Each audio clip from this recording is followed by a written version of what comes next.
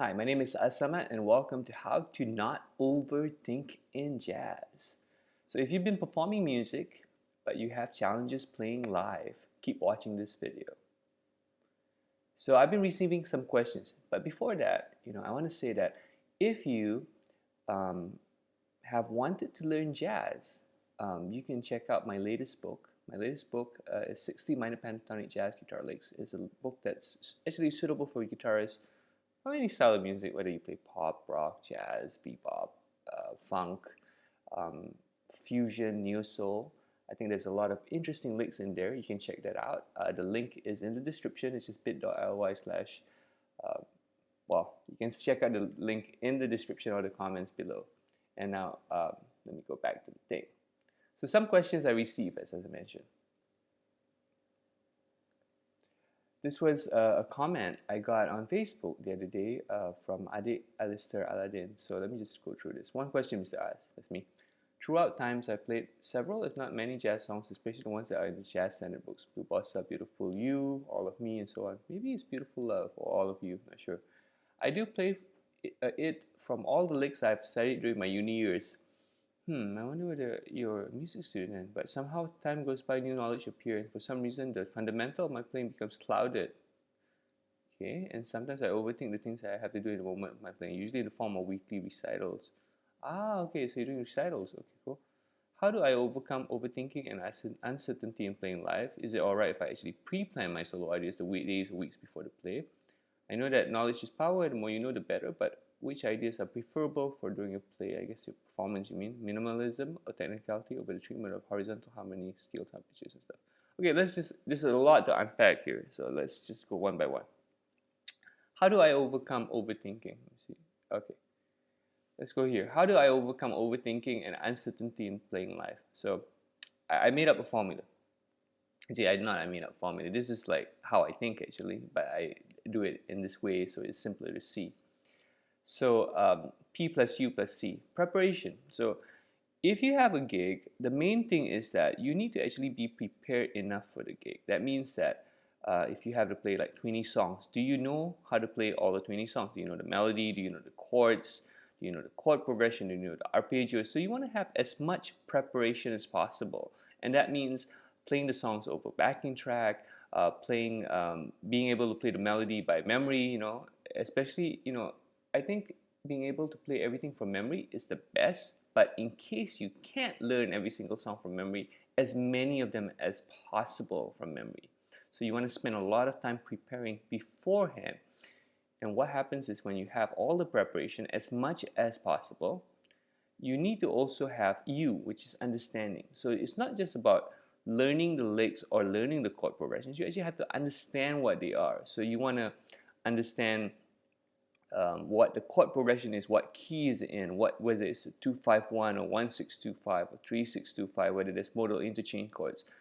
You want to understand as much as possible in the theory when you play the gig beforehand. All the rehearsals, you have to spend time practicing and understanding. So let's go back to the question, how do I overcome overthinking? And this works. Overthinking comes from not knowing what to do.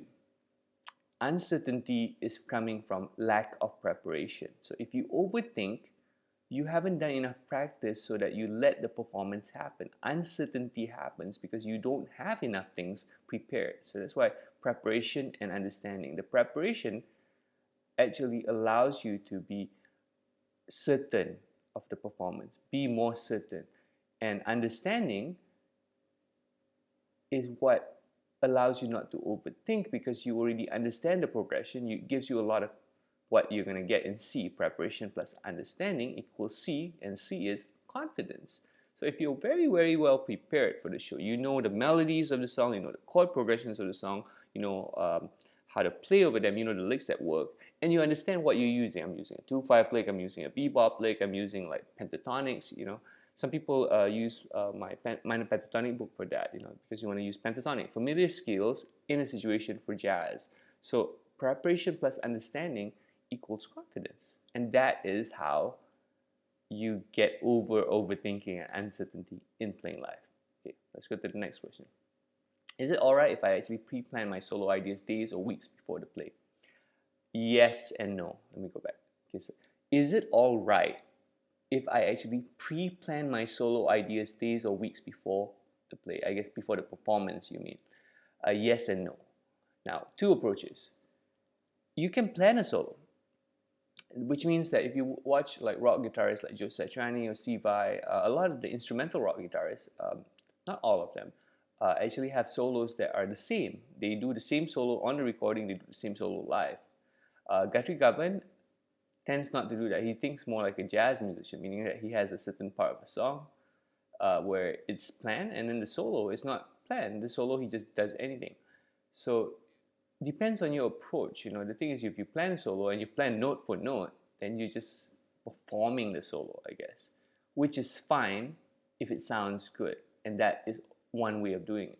The second way is to plan the concepts, not the licks. So you might say, I'm going to use, for this song, we're just going to use minor pentatonic licks. So the concept is planned, but not the actual licks that you are planning. So let's say you want to use bebop ideas. So you're planning the concept. I'm going to solo over the song using bebop ideas, not specifically bar 2, I'm going to use this bebop lick, bar 3, I'm going to use this bebop lick. So that's a bit different. So you can plan the concepts. And that's something that you're pre-planning different things. One is you're planning an entire solo exactly. The other one, you're planning the concepts. And when you plan the concepts, there is still a lot of improvisation, a lot of excitement.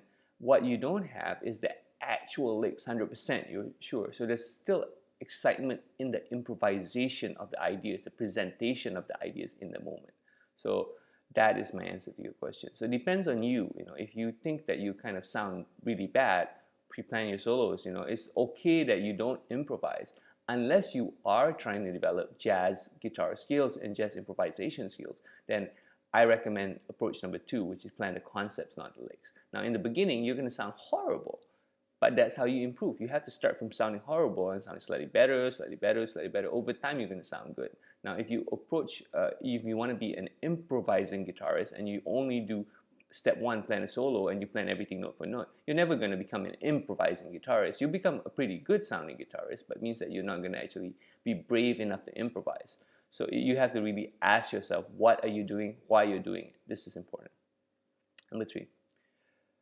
Which ideas are preferable for doing a play, I guess doing a performance? Minimalism or technicality over the treatment of horizontal harmony, scales, arpeggios, and stuff.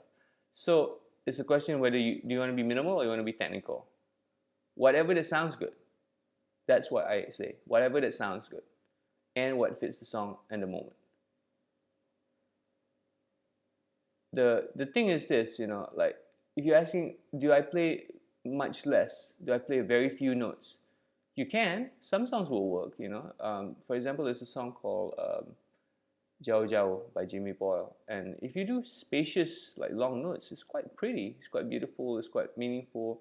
And there's another song, let's say, let me think, what's it? If you play Donna Lee or something, or if you play something that's up-tempo, what's an up-tempo song that's really, really fast and popular? Opera is not that fast, but any bebop song, minimally on a bebop song is like kind of not happening. You have to be quite technical about it because the chords are moving quite fast. So it depends on the song. That's the thing. Whatever sounds good. In the end, you have to always record yourself playing during a show or during rehearsal. I always like when my trio rehearses, we record the entire rehearsal so we can identify that I soloed badly there, or the intro is not tight, or the bass player did something wrong, or the saxophone player did something wrong. We need to know where we sounded good, where we sounded bad. And so when you play something, you have to ask yourself, beyond asking, do I use Dorian or Phrygian or technical like Lydian or whatever, you need to pick whatever that sounds good and whatever fits the song in the moment. So if at that moment you think, if I play like 7 notes, that's enough, just play 7 notes. If you think at that moment, I really need to grab people's attention by playing really fast double timelines, then you play that if that's what's needed for the moment. And this is something that you learn over time with experience. But in order for you to play technical things, you need to have the skills. You need to have the actual vocabulary. So which is why I've been writing all these licks and etudes for myself really, and then later on for my students, and now in the books for other people, because those things challenge your technique, challenge your physical ability, challenge your musicality, so you get better at it. And which is why this is a quote I'm making up here. You do the work first so that you can enjoy the performance. If you, during the show, are panicking, you haven't done the work. You haven't done enough practice. You haven't done enough homework so that you can enjoy the show. If you're on stage, like, oh, what do I play here? It means you haven't done the work. You really haven't done the work. And you have to kind of, the first step is to admit yourself that you need the amount of preparation so that when you go into the performance thing, you are well prepared. So you do the work first so you can enjoy the performance. As a performer, you can enjoy the performance because you have done the homework, you have done the practice, you figured out the concepts, you've done all these things. And that's my answer to your quiz questions. Really good questions. Thanks, man. So just to wrap up, I say if you want to level up your jazz guitar skills, get my new book, 60 minor pentatonic jazz guitar licks, bit.ly/adsamadman. I mentioned it at the beginning of the video just now. I'm really proud of this book, and a lot of people have benefited from the book. It really works for people from all styles. If you play rock, pop, neo soul, jazz, gospel, any style of music, blues, funk, Malay pop, rock, pop. The book is good because I've included licks in all keys, 12 keys, and each key has 5 different licks, and each lick is different from each other. So this gives you a lot of material to work on, a lot of material to practice, and I recommend it for players of all levels. If you're beginner, work on slightly smaller chunks of it. If you're an advanced person, memorize longer parts of it, and then you can use it over backing tracks, and you're going to get a lot of value from it, a lot of challenge from it, a lot of ideas from it, as many of the buyers of the book have gotten. So check it out. Like I said, if you want to level up your jazz guitar skills, get the new book, 60 minor pentatonic jazz guitar licks, bit.ly/asamadman. You should be able to click the link in the bio, or the description, or in the comments, depending where you're watching this video. So thanks so much for watching. Stay tuned for the next video. Peace.